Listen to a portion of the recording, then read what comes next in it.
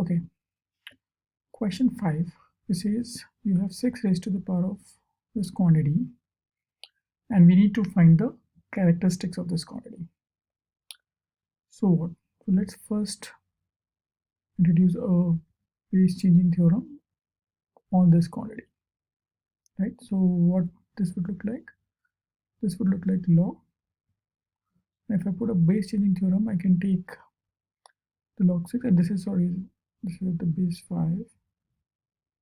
So I can take this as log base to 6 log 3 comma 80 log 80 to the base 3, and this is basically what is through base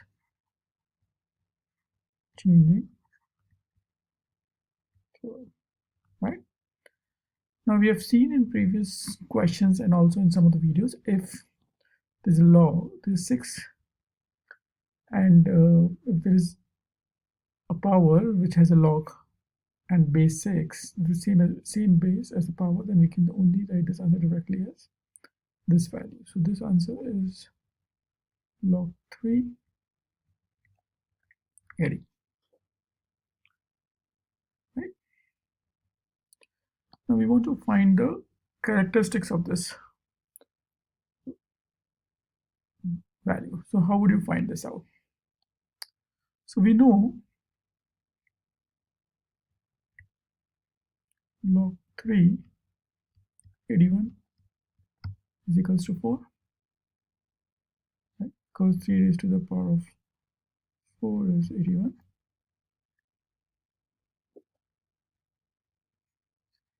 Right? That means log 3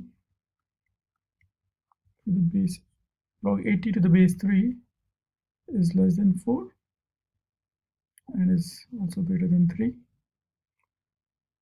Therefore, log 3 to the base 80 is 3 plus some decimal quantity, right? So what does that mean? So this is characteristics.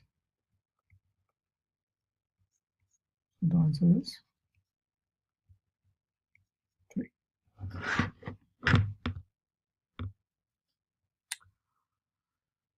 Cool. Let's do question number 6.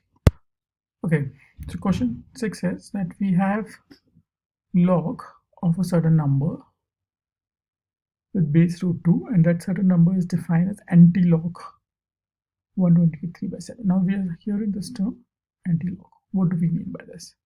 So we know that log n to the base a is equals to x. Then we can say that n is equals to a to the power of x, right? This is basically what we call as an anti-log. So therefore, anti-log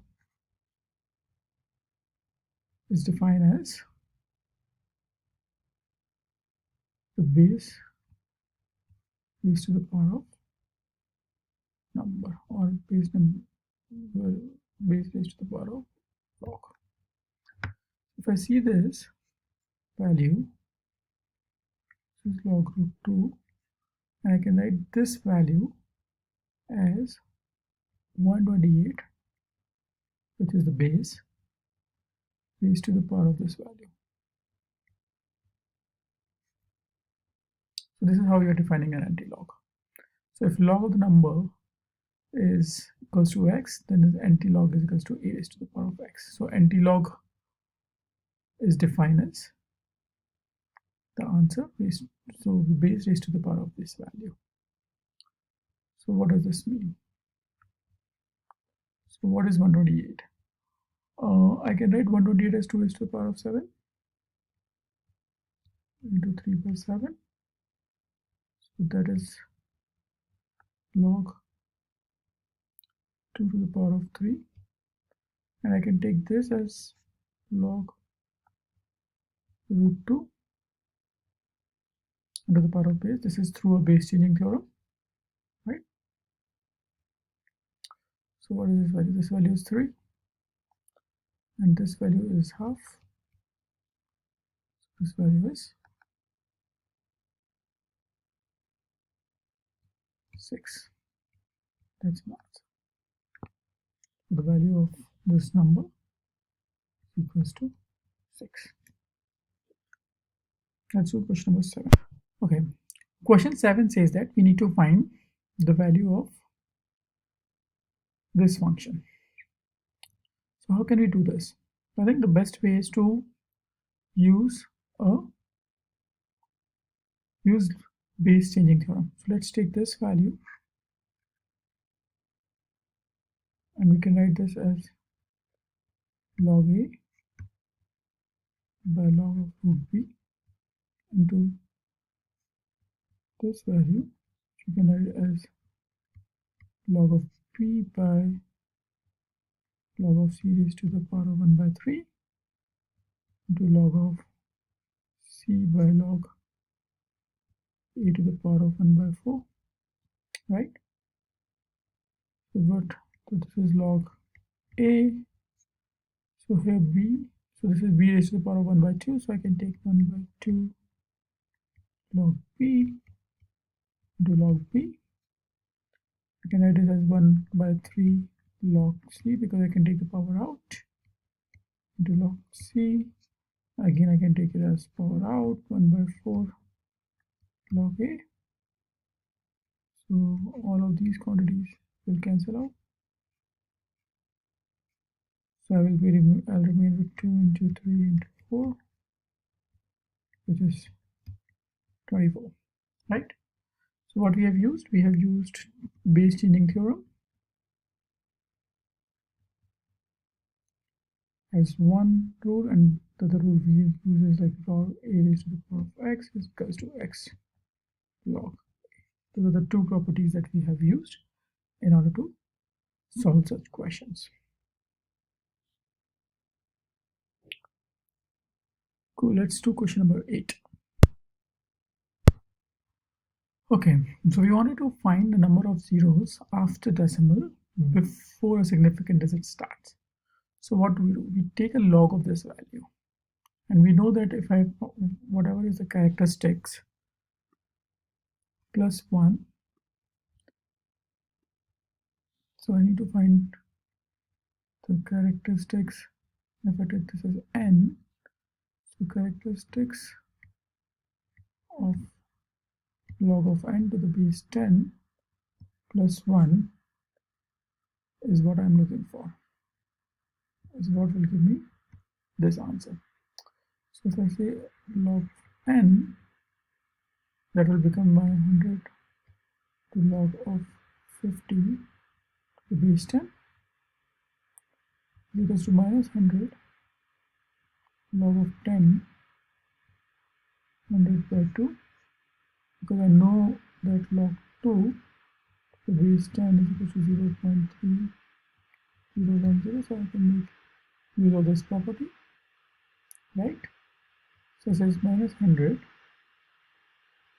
log 10, I can take 100 as it is, and minus log 2 to the base 10. So what is the property that I have used in this particular expression? I've said that log of x by y is equals to log of x minus log of y. So this is the property that I have used here. So log of x is log of 100 minus log of y, which is basically log of 2, which I then know is minus, and this is 2 minus 0.3010. And if I solve this, it would be 1.699, so it becomes minus 169.9. So what is the characteristics? So currently both of this number is negative. To find a characteristic, I need to make this positive. So I can write this as minus 170 plus 0.1, right? So then, in order to make the decimal positives, because mantissa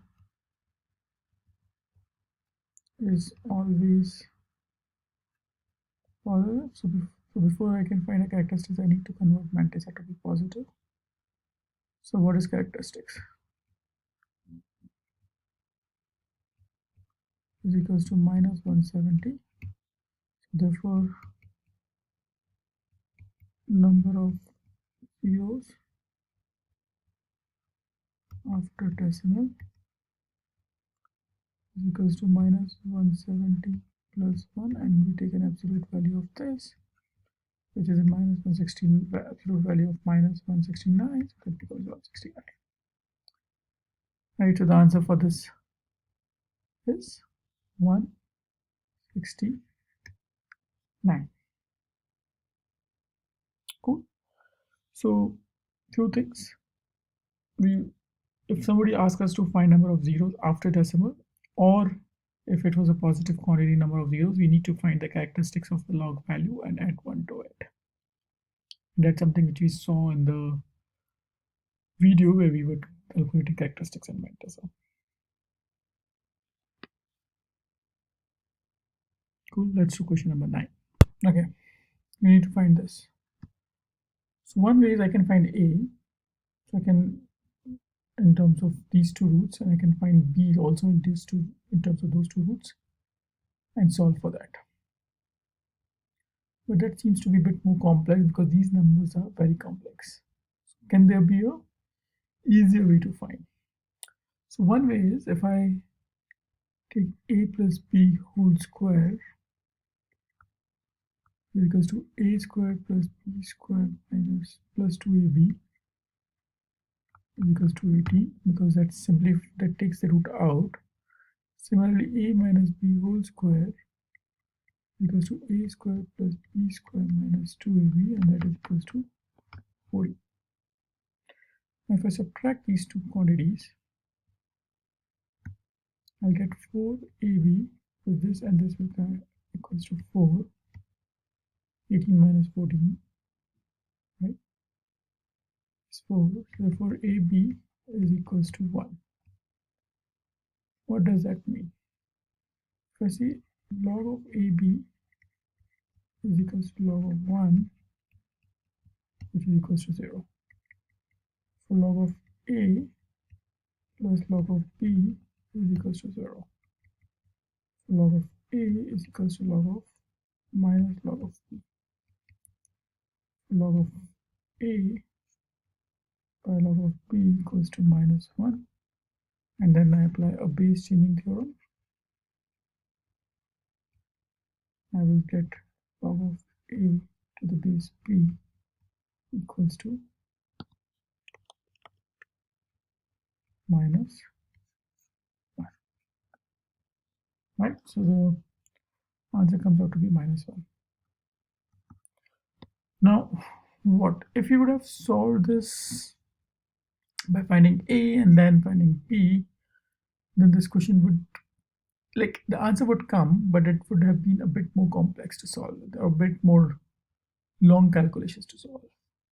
So, right, so one of the things that you need to be careful of before solving the question, is there a way we can ease out the problem? Cool, let's solve question number 10. Okay, seems a bit complex problem. 2 raised to the power of log of 9,800 to the base of 70. Right? These are very extreme numbers. 140 to the base of 70 and 2 to the base of 70, and raised to the power of some of these numbers. So what would be this value? Okay, so how would you solve? So whenever there's a raised to the power, one thing we should understand. We know that 2, or we know that A log n to the base A is equals to n. So we need to convert somehow these base values to the power of those values. How would you do it? So one way is, like, I can just apply a base changing theorem and I can directly apply those values overall, right? But that won't be easy to solve.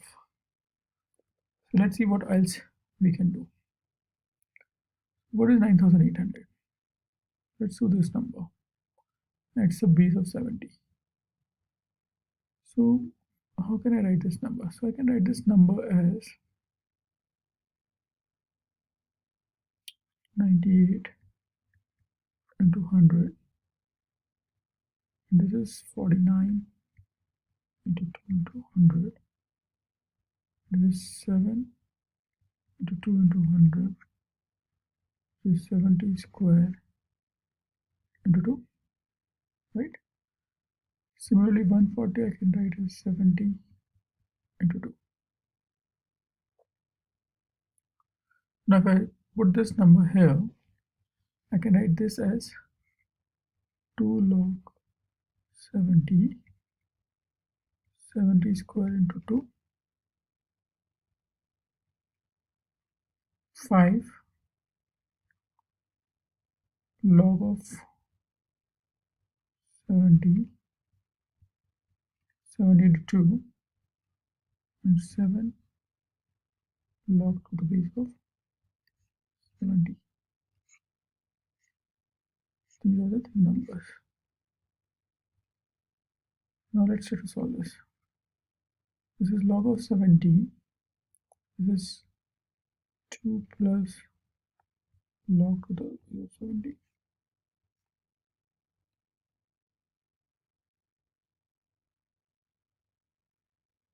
Right?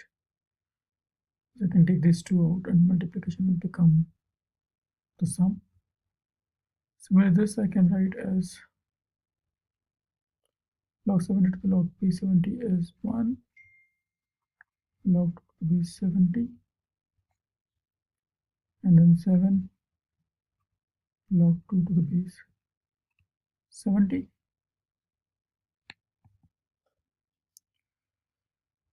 Right? I can take this out, 2 square out. I can take 5 raised to the power of 1 out. I can write this as 2 log 2 to the base 70, 5 log 2 to the base 70, and 7 log 2 to the base 70. So this is 10. And if I take this number, I can write this as 2 into 5 into 7 raised to the power of log 2 to the base 70. Right? So this is 2 square. This number is 4 5 20. So this is equivalent to 20 into 70 log 2 to the base 70. Now we have already said that this means if you have a raised to the power of log n to the same base a, then the value is just n. So we can say this value equals to, we can write this 20 into 2 equals to 40. Right? So idea was again to simplify these big problems and try to think through logically what is the property that we are looking for, and can we simplify the problem to satisfy that property, and that will help you find the answer quickly and more efficiently. Cool. Let's go to our 11th question. Okay, question 11. This is a bit more complex question. Q raised to the power of something, raised to the power of log 3, raised to the power of p, raised to the power of something, right? So there's like so many raised to the power of. So it's a very complex question. But one thing that we know and that we should use is, we know that a log n to the base a is equals to n. So this is the property of log that we will be using, right? But how do we solve this? Let's break this question. Let's first solve this part. So root 6 plus root 6 plus root 6 plus infinity. So let's first solve this part. So I can write this as t. So I can write t as equals to root of 6 plus, now this value inside is equivalent to t, right? So I can write this. So I can say t squared is equals to 6 plus t. So I write t squared minus t plus 6 equals to 0. So you can say t minus 3,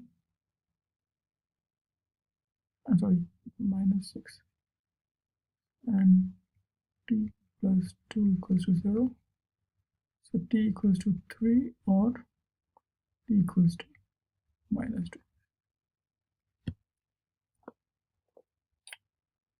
So either of these two values is what the t can take. Now we know that t is greater than 0, right? This number is positive. So t is greater than 0. So we can discard this value and we can say t is equals to 3. So that is one calculation. Now let's do the second calculation, which is this value. You know, p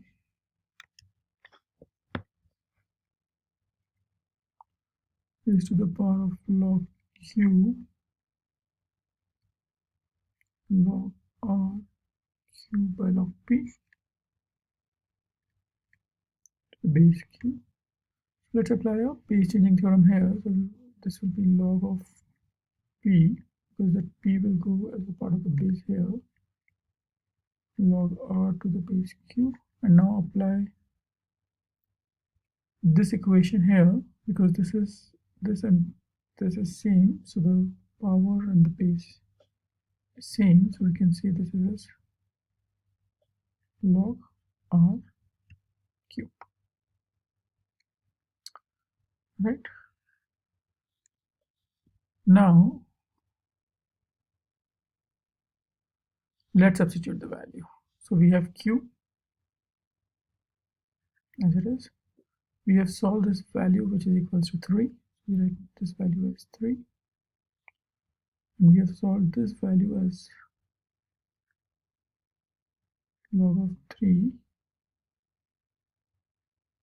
log of r to the base q,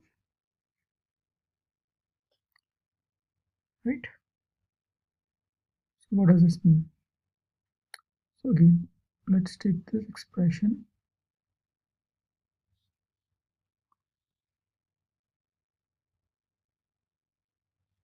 and apply this rule. So we will have q 3 to the power of log of something to the base 3 will give me that something. So I can say log r to the base q, and again in this equation apply the same formula. This will give me q to this r.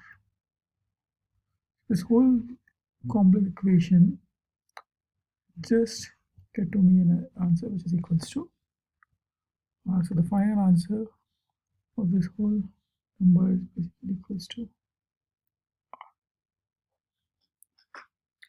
So what we have applied? So we have applied a simple calculation with some quadratic equations saying that this value is always positive, which we can see, and then applying mostly this characteristics of this property of logarithms, which is log. So a raised to the power of log n to the base a is equals to n. And we solve this complex looking problem, which is basically not that complex.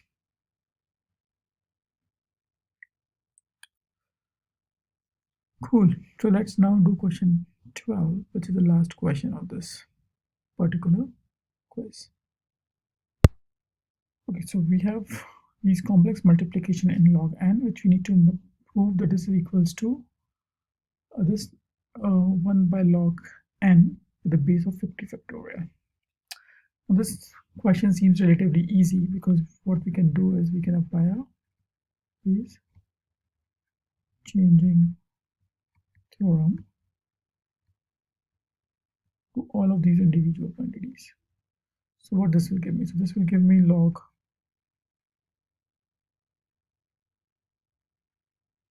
2 to the base log n into log 3 to the base log n into log 4 to the base log n, and so on.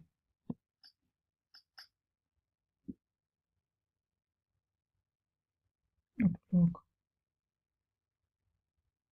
50 to the base of log n.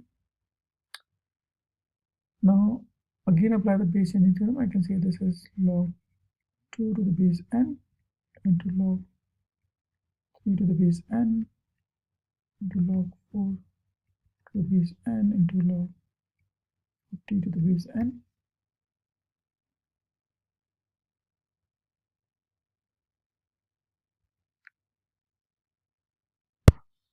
Sorry, this question is not correct. This should have been plus in between.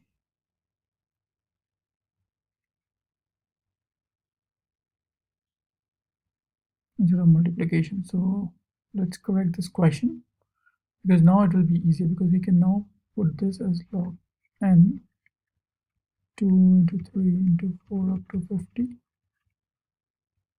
which is log n into 50 factorial, which is equals to 1 by log n to the base 50 factorial through the base changing theorem. Right, sorry, the question was wrong. There should be a plus sign in between to prove this.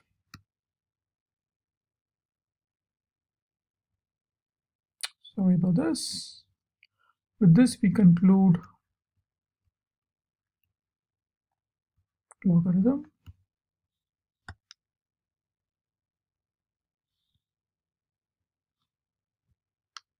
So if you have any questions, any doubts that you want to solve on this topic, you can write to me at this address. What I will try to do is either I will try to put solution as a video, or I will try to send you one-on-one answers for your questions.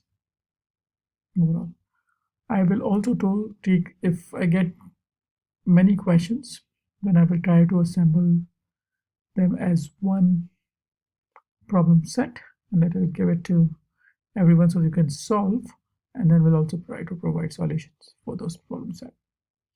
So if you have questions, don't hesitate to write to me at this particular email ID. Great. Thanks. So we finally conclude logarithms. Thank you.